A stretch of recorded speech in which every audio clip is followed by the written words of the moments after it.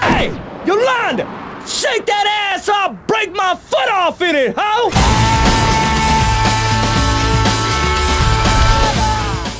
Bayangin deh, kamu beli game BMX, harapannya bisa main trik keren, freestyle, atau tantangan ekstrim ala Tony Hawk. Tapi begitu masuk ke gamenya, yang nongol malah humor receh.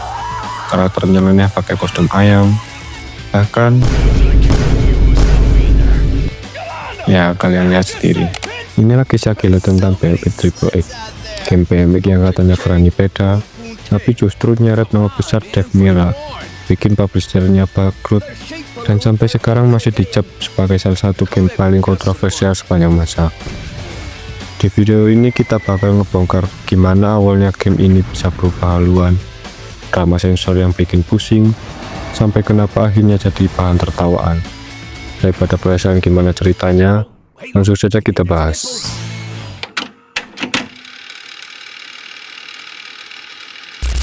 Awal tahun 2000-an, dunia game konsol lagi dilanda demam extreme sport.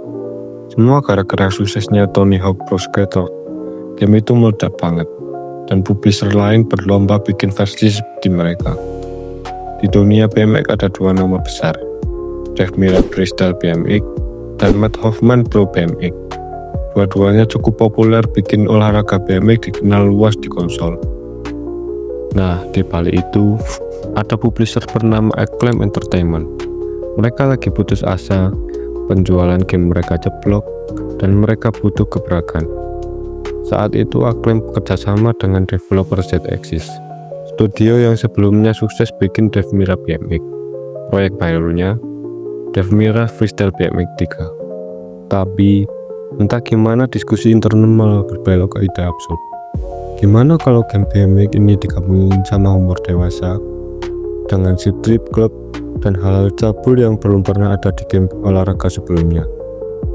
Gimana tanggapan Dave Mirra? Dia langsung nolak mentah-mentah. Namanya yang udah jadi ikon olahraga ekstrim nggak mau dikaitkan dengan sama proyek konyol ini. Akhirnya Dave Mirra cabut dan Acclaim tetap jalan. Dari situlah lahir nama baru, BMX Triple X.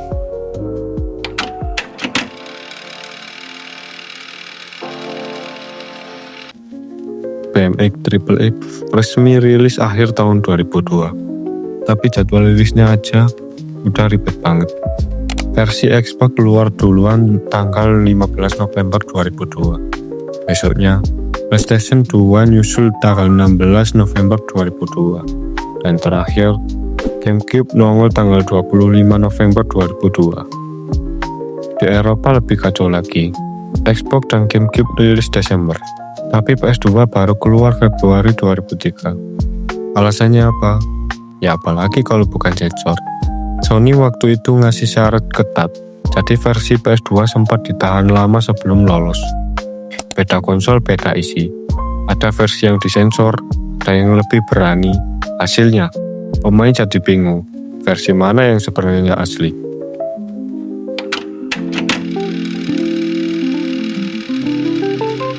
Kalau ngomongin gameplay, sebenarnya BMX Triple X masih pakai pondasi lama kayak Dave Mirra BMX.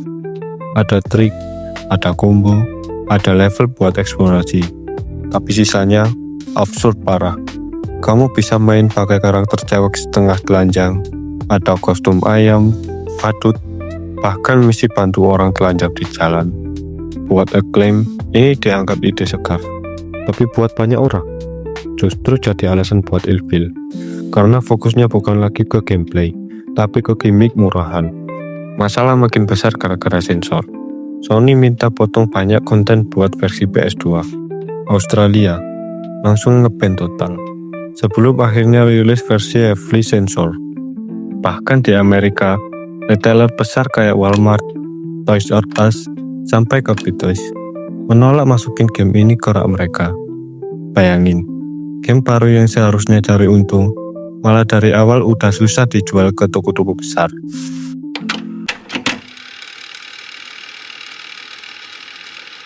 Gimana pas rilis?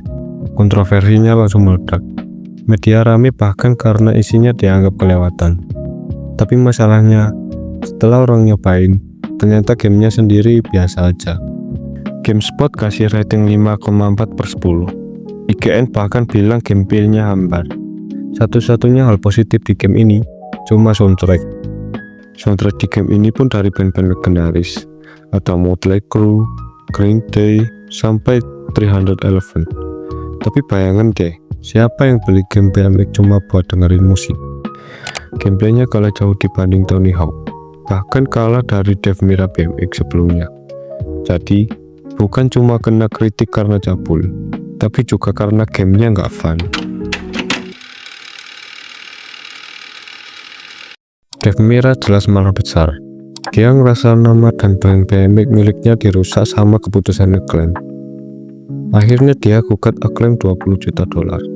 Menurut Mirra, kontraknya disalahgunakan karena awalnya game ini memang proyek Dave Mirra 3. Kasus ini akhirnya diselesaikan di luar pengadilan pada tahun 2003. Tapi buat Acclaim, damage-nya udah terlanjur fatal. Mereka kehilangan ikon olahraga ekstrem, kehilangan kepercayaan komunitas BMX, dan kehilangan pasar. Fun fact, ini proyek terakhir Z-Axis bareng Acclaim, sebelum akhirnya studio diambil ahli Activision.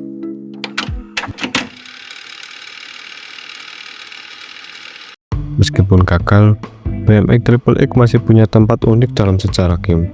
Banyak kolektor nyebut game ini sebagai legenda absurd era PS2 dan Xbox. Sampai sekarang, game ini sering masuk list video game terburuk sepanjang masa.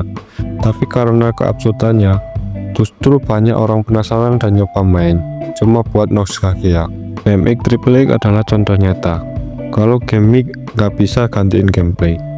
Acclaim coba jual game ini dengan janji berani dan beda, tapi yang terjadi justru jadi bahan lelucon.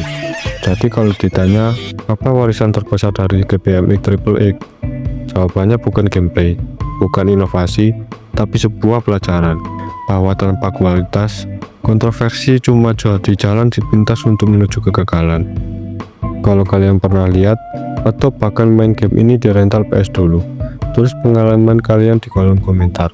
Jangan lupa like dan subscribe, biar kita bisa terus ngebahas secara game-game unik lainnya. Sampai ketemu di video berikutnya. Kita game pamit dulu. Dah.